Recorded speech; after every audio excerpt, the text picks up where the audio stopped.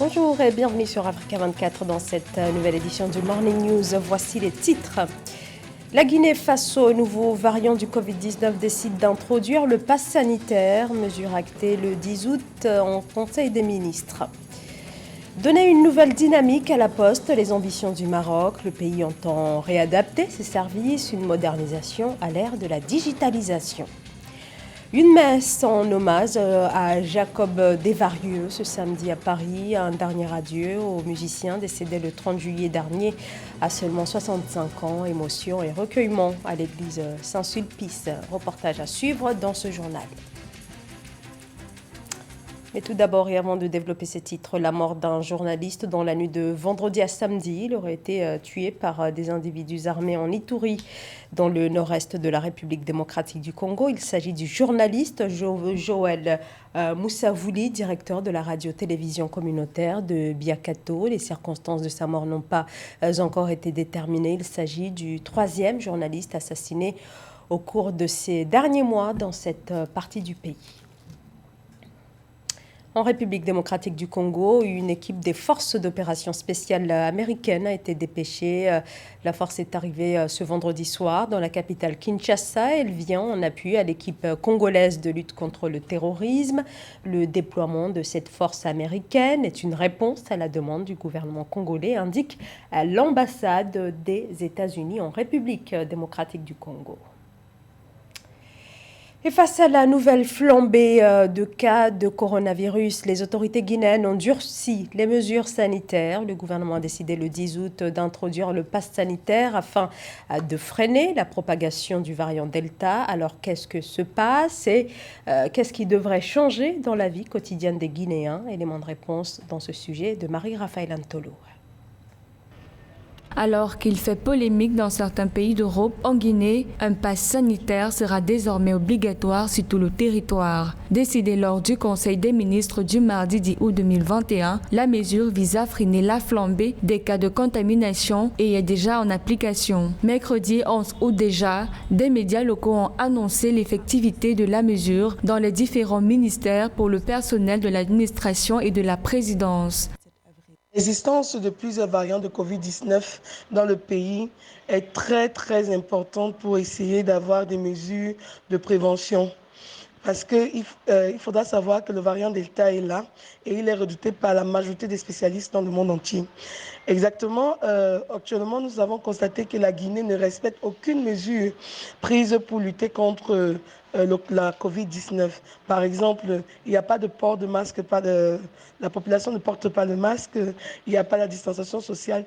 Et en plus, cette population évite de se faire vacciner. Suite à la négligence observée au sein de la population en ce qui est du respect des mesures barrières, les autorités guinéennes ont jugé idoine de durcir le ton, soutiennent des experts. La présence de plusieurs variants du virus a été signalée sur le territoire par les autorités sanitaires. Le variant Delta reste cependant le plus redouté par les médecins et spécialistes. Sur le plan épidémiologique, pour pouvoir évaluer les efforts qu'ont émis un gouvernement et surtout celui des autorités de Conakry, il faudra savoir que nous allons nous baser sur plusieurs indicateurs. Dans les premiers temps, le premier indicateur sera la diminution du taux de contamination. Si on se rend compte qu'il y a moins de personnes qui se font contaminer de la Covid-19, on pourra dire qu'effectivement, les mesures mises sur le terrain pour pouvoir limiter la contamination à Covid-19 a bien marché. Nous avons un deuxième indicateur qui est la diminution des décès, parce qu'actuellement, on s'est rendu compte que les décès dans les hôpitaux ont dépassé la barre de plusieurs dizaines par jour à cause des nouveaux variants. Et c'est très dangereux pour un pays, surtout la Guinée, que vous savez, qui n'a pas une population vraiment élevée. Une autre mesure de prévention prise par les autorités, les personnes venant des pays touchés par des variants seront désormais soumises à des mesures spéciales une fois sur le territoire guinéen. Le nombre de décès déclarés à ce jour est de 366, mais les cas journaliers ont dépassé la centaine depuis l'apparition du variant Delta. Et à côté du Covid-19, la Guinée doit affronter également le virus Marburg, un virus proche de celui d'Ebola. La Guinée a enregistré son premier cas début août. Confirmation par l'Organisation mondiale de la santé. Depuis, 155 cas contacts ont été listés et suivis quotidiennement, a fait savoir le gouvernement guinéen. Ce virus se manifeste par une grave fièvre accompagnée d'hémorragie, entraînant malheureusement le décès une fois sur deux. La ruée vers l'or en Afrique de l'Ouest demeure à haut risque. Plusieurs filons font le bonheur des compagnies étrangères et des orpailleurs clandestins. Le phénomène a pris une ampleur ces dernières années, au risque de conflits territoriaux entre industriels et artisans. Les États de la région se disent engagés sur la question. Samantha Saberou-Saboubanga. Depuis quelques années, l'exploitation clandestine du métal jaune prend de l'ampleur en Afrique de l'Ouest. Entre les pertes de l'ordre de milliards de dollars et les risques de violation des droits humains, le phénomène est un véritable casse-tête pour les dirigeants ouest-africains. C'est pourquoi la CEDEAO, communauté économique sous-régionale regroupant 15 États membres, souhaite mieux encadrer ce secteur par une réglementation communautaire. L'orpaillage est en train de prendre dans les pays de la CEDEAO une dimension énorme qui inquiète. Aujourd'hui, les populations croient avoir trouvé le chemin du bonheur à travers cette activité. S'il y a un mal qui est en train de détruire et de déstructurer le socle de nos économies et de nos sociétés, c'est bien l'orpaillage, avec ses impacts négatifs incalculables sur l'environnement et sur les mœurs. Tel qu'il est pratiqué, l'orpaillage apporte plus de malheur que de bonheur aux populations. La CEDEAO souhaite encadrer et réglementer ce secteur en s'appuyant sur les expériences menées par les pays de la sous-région. L'institution prend exemple sur les bonnes pratiques des pays comme le Ghana, qui est le premier producteur d'or de la région, mais aussi celle du Mali et surtout du Burkina Faso, qui veille beaucoup à cette pratique illicite d'exploitation de l'or. Force est de reconnaître que l'activité artisanale minière ne peut pas être interdite aujourd'hui, mais elle peut être réglementée et mieux organisée et structurée. Les pays individuellement ont pris des dispositions, mais sont insuffisantes face à l'ampleur du fléau. Si la CEDEAO a compris cette problématique et s'engage à adopter une réglementation communautaire sur l'orpaillage, elle ne peut être que saluée, félicitée et surtout encouragée à aller jusqu'au bout de cette initiative salvatrice qui est souhaitée par les pays, mais aussi par les communautés et les populations. D'après des chiffres officiels, la production aurifère en Afrique de l'Ouest est largement dominée par l'orpaillage artisanal. 10% de la population du Burkina Faso, du Mali et du Niger vit de cette activité. Le numérique, l'avenir du continent, l'outil Internet et informatique prend de plus en plus d'importance dans l'économie. Seulement voilà, actuellement, seul 1% des élèves africains sort de l'école avec des notions en la matière. Pour différents acteurs, il faut inverser la tendance à travers la multiplication des enseignements du codage à l'endroit notamment des plus jeunes. Corinne Oné. Dans la mouvance de la célébration de la Journée internationale de la jeunesse ce 12 août, la Banque africaine de développement a annoncé que son programme de formation Codage pour l'emploi enregistre désormais 130 000 utilisateurs avec un taux de réussite de 80%. La plateforme numérique, initiée en 2019, a connu un boom d'enregistrement avec la pandémie de Covid-19. Les inscriptions ont augmenté de 38,5% en l'espace d'une semaine en septembre 2020. La création de l'emploi pour les jeunes en Afrique, c'est un grand défi parce que nous savons aujourd'hui la population de jeunes en Afrique va accroître jusqu'à 840 millions de jeunes d'ici 2050. Mais le problème qui se pose, c'est que beaucoup d'entre eux existent aujourd'hui sans emploi. C'est une grande situation de chômage. Mais si on ne fait pas attention à ça, ça va déstabiliser l'Afrique. Ça va créer une instabilité sociale, économique et bien sûr aussi politique. Donc pour moi, c'est quelque chose qu'on doit faire plus rapidement, de créer de l'emploi pour les jeunes.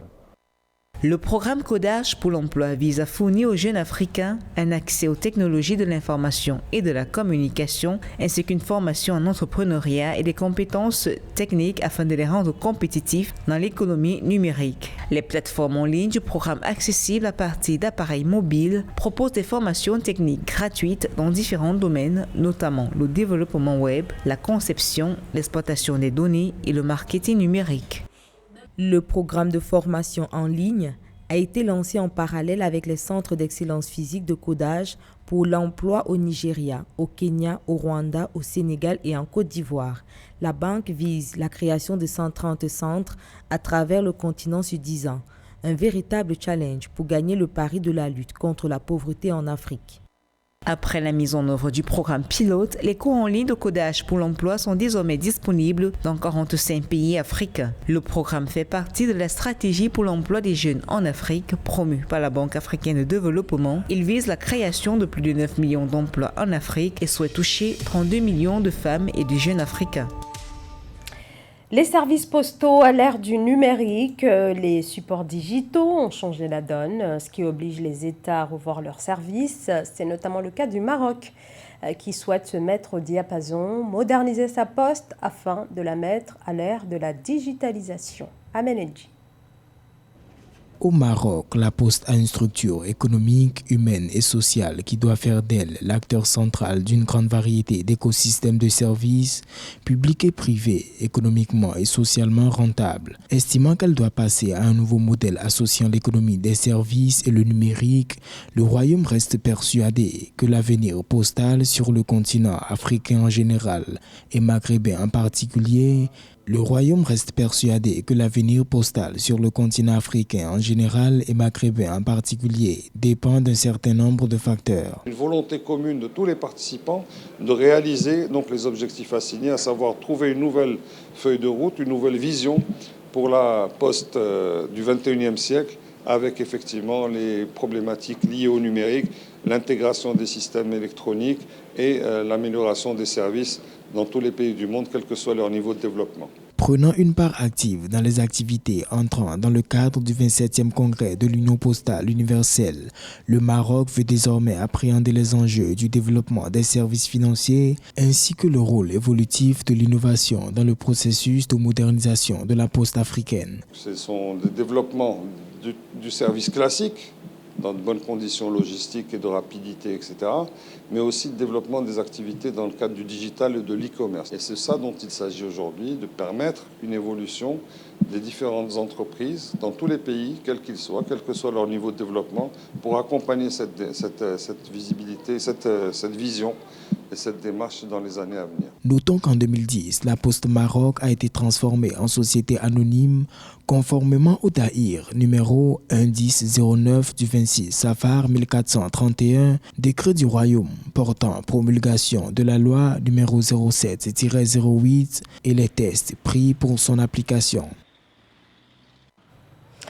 Un dernier adieu à Jacob Desvarieux ce samedi matin à Paris en France. Une messe a été organisée à l'église Saint-Sulpice en hommage à l'artiste décédé le 30 juillet dernier. Des fans du groupe Kassav et des personnalités ont fait le déplacement pour saluer la mémoire de l'artiste. Reportage signé Tijani Ahmed Lemrabot et José Douglas.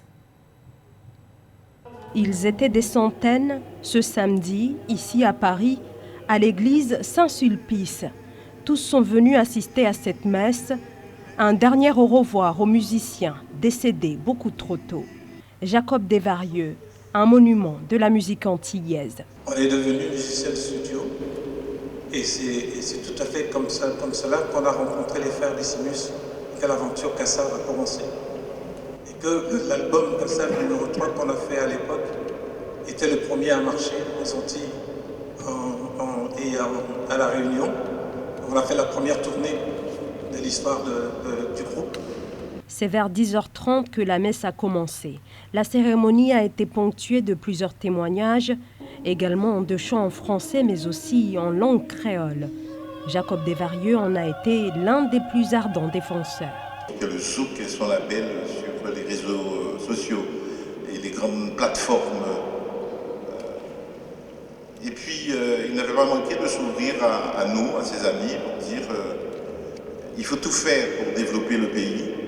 Et qu'il avait lancé l'idée de Guadacola. Certains ont oublié ça. Je ne sais pas quel a été le sort commercial de l'affaire, mais l'affaire a bien été lancée.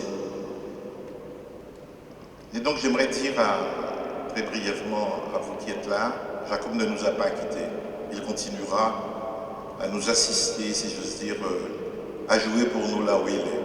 Une cérémonie en souvenir du fondateur du groupe Kassav et père du zouk, décédé le 30 juillet à l'âge de 65 ans. Le guitariste français était hospitalisé à Pointe-à-Pitre, en Guadeloupe, depuis la mi-juillet après avoir été contaminé par le Covid-19. Mais pour ses fans et ses proches, son œuvre lui survivra. C'est la fin de ce journal. Merci à vous de nous avoir suivis. Dans un instant, une nouvelle édition de l'actualité sur Africa 24.